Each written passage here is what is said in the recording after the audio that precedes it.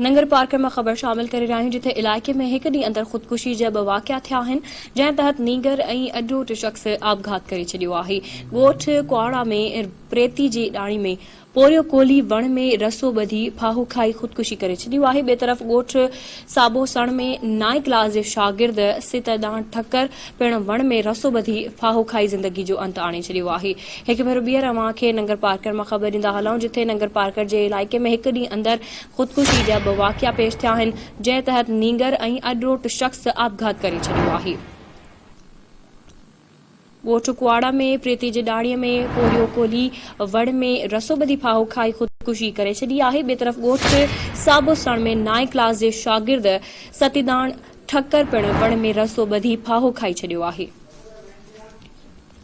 तफ़सील मालूम कंदासीं धरती टीवी जे रिपोर्टर जावेद अली ख़ास खैली खां।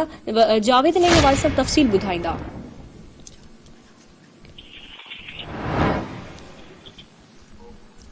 जावेद इन हवाले सां वधीक छा तफ़सील आहिनि अव्हां वटि? वाक़िया पेश आया नगर पार्कर जे ॻोठ कुआड़ा पिरबते जी डाणी में 40 साला शादीशुदा पूरियो वल्द राणो कोली कंडी जे वण में रसो ॿधे ख़ुदकुशी करे छॾी आहे त पुलिस मूजिब नौजवान जो दिमाग़ी तवाज़ुन ठीक न रहंदो हो जॾहिं त पुलिस वाक़िए वारे हंधि रवानी थी वई।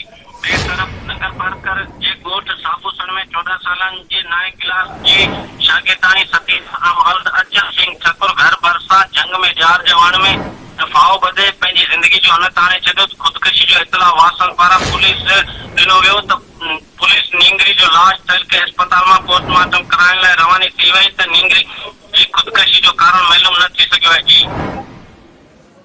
जावेद अपडेट करण लाइ तव्हांजी महिरबानी।